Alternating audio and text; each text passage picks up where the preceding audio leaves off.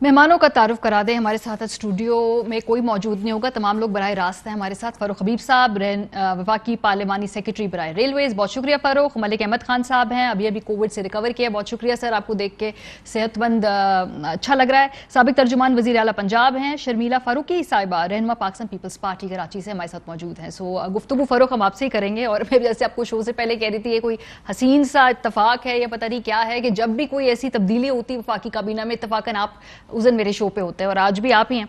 सो माशाल्लाह, ये पता नहीं वर्ल्ड रिकॉर्ड है या हमारा पर्सनल रिकॉर्ड है, इतने कम अरसे तक वजारत खजाना आप किसी को दें और फिर उनसे आप लोग ले लें। सो 1 2 3 4 चौथे वजीर खजाना है। मतलब I am sure you know कि इशू तो है ना, ये तो आप लोग रियलाइज कर रहे हैं ना कि ये नॉर्मल सिचुएशन, ये कोई इशू है यहाँ पे? नहीं, देखिए बात यह है कि जब आप बात करते हैं इश्यूज की, पहले तो हम बेसिक को तय कर लेते हैं ना, किसको काबीना में रखना है, किस पोजीशन पे रखना है। ये प्रोग्रेटिव जो है वो प्राइम मिनिस्टर ऑफ पाकिस्तान का है, ये उनका इख्तियार है। जहां तक रही चेंजेस के हवाले से, चेंजेस क्यों हुई, कैसे होनी चाहिए थी, उसके ऊपर आपका सवाल पूछना हक बजानिब है, उस पर हम आपको जवाब देने के लिए भी तैयार हैं। जहां तक रही बात, आपने वजीर खजाना के हवाले से बात की, तो इसहाक डार साहब जो है वो इस मुल्क की इकानमी के साथ इतना बड़ा खिलवाड़ करके गए हुए हैं। कोई आसान काम नहीं था। जहां मईशत बैंक डिफॉल्ट के ऊपर खड़ी हुई थी, 9 अरब डॉलर के रिजर्व से 60 अरब डॉलर के ऊपर इंपोर्ट्स पहुंची हुई थी, 20 अरब डॉलर का करंट अकाउंट खसारा था, 10 अरब डॉलर की आपने जो है वो पहले साल ही पीटीए की हुकूमत ने जो है वो कर्जों की किस्तें सूद समेत वापस करनी थी। वहीं पर जो है वो हमें आपका जो फैटफ की तलवार भी हमारे गले के ऊपर लटका के गए हुए थे। हमारी एक्सपोर्ट्स ग्रोथ जो है वो नेगेटिव के अंदर थी, एग्रीकल्चर ग्रोथ नेगेटिव में थी। इस तमाम मरहले के अंदर हमने जो है वो मईशत को संभाला दिया।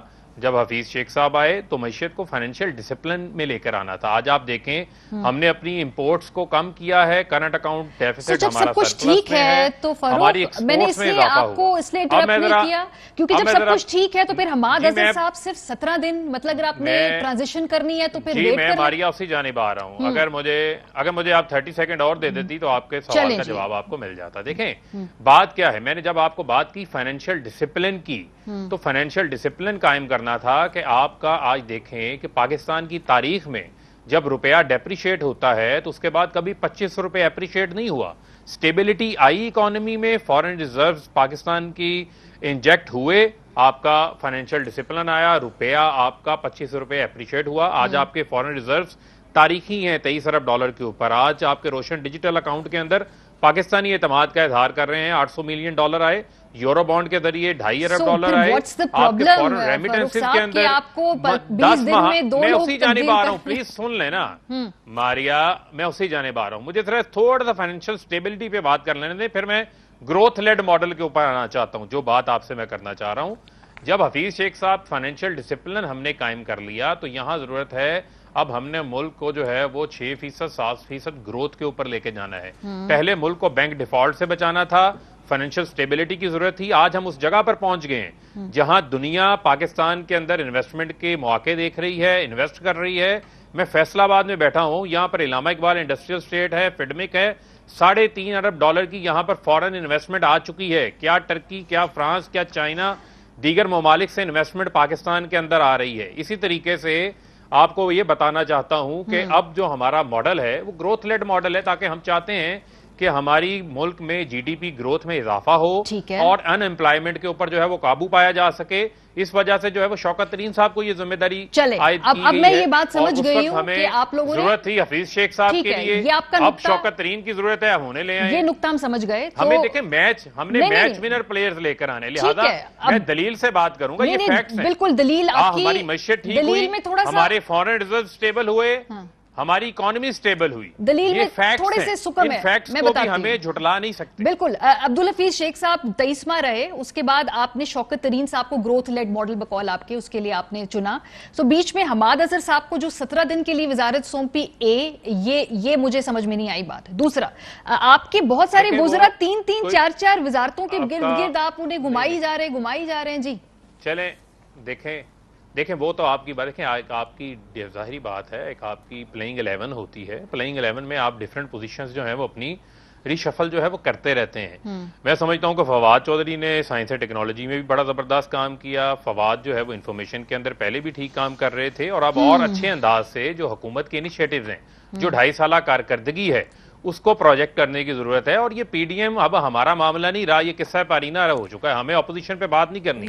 अब हमने पिछले 2.5 साल में क्या काम किए, क्या बेहतरियां लेकर आई, क्या वजीर आजम के इनिशिएटिव्स हैं, चाहे वो हाउसिंग हो, चाहे वो हेल्थ केयर के लिए पूरे 2 सूबों की पूरी आबादी को यूनिवर्सल हेल्थ केयर फराहम की है। लेकिन मैं वो 17-18 दिन की वजारत अभी भी नहीं समझ पाई। ये तमाम चीजें समझ नहीं पाई। देखें, हमाद का जो मामला था, सुन लें, गुजारिश सुन लें। देखें, हमाद ने बड़ा जबरदस्त परफॉर्म किया मिनिस्ट्री ऑफ इंडस्ट्रीज में। आप अगर आज देखें तो कोविड के दौरान आपकी इंडस्ट्री को सहारा दिया। आप देखें, कोविड के दौरान जो आपकी किसी इंडस्ट्री को ताला नहीं लगने दिया। अच्छा। उनके लिए पे सैलरीज पैकेज लेकर आए। उनके लिए जो 50 अरब के जरिए, आपको याद होगा कि 35 लाख कमर्शियल यूनिट्स, 5 लाख आपके जो medium and small and medium सनती यूनिट्स थे, उनको हमाद ने पैकेज दिया। और आज आपकी लार्ज स्केल मैन्युफैक्चरिंग में तेजी से इजाफा हो रहा है। एनर्जी सेक्टर में उनकी जरूरत है, जरूरत है, उनको वहां लेकर गए हैं। अब देखें, वहां मौका दिया ना उन्हें, जहां परफॉर्म, ये परफॉर्मर्स हैं। आप फवाद चौधरी परफॉर्मर है टीम में, हमाद अजहर परफॉर्मर है, इनको मौका दिया है। मुझे ये टेस्ट मैच नहीं, मुझे T20 सीरीज कुछ लग रही है। आई एम सॉरी, मेरी जरा क्रिकेट की कमजोर है मिसाल। मारिया एट द एंड चीज क्या मैटर करती है? एट द एंड चीज मैटर करती है डिलीवरी। चले जहां 40-40 साल से मुल्क को तबाह किया गया हो, वहां आप 2.5 साल के अंदर आपने सिचुएशन को टर्न अराउंड किया है। चैलेंजेस हमें बहुत बड़े मिले हैं, आज भी चैलेंजेस मौजूद हैं, इन चैलेंजेस से निपटेंगे हम। Approach is very absurd by the way. चले शर्मिला साहिबा, आपको एक बात तो ठीक है, चले इनकी मान लेते कि भाई अगर उनको पीपल्स पार्टी के 4 वजीर खजाना चेंज हुए थे। सर वैसे आपने पीपल्स पार्टी के देख लें, अच्छी बात है, आपने खुद ही कह दिया, आपने पीपल्स पार्टी के वजीर खजाना को लगा दिया है। तो मैं वैसे बात कर रहा हूं, इसका मतलब है कि पूरी पीटीआई में आप लोगों को अपनी रैंक्स एंड फाइल्स से बात कर रहा हूं। ये कोई नई बात नहीं है, ये कोई नई बात भी नहीं है, और ना ही कोई अचंभे की बात है, कोई नई बात नहीं है, पहले भी होता रहा है। लेकिन हमने तो आपको अपने परफॉर्मेंस के जरिए साबित किया कि हमने डिलीवर किया, और आइंदा आने वक्त हम और ज्यादा बेहतर अंदाज से डिलीवर। चलिए, ऑपोजिशन मेरा ख्याल है ऑब्वियसली, अब मेरा ख्याल क्या है, ऑब्वियसली इससे डिसएग्री करेगी।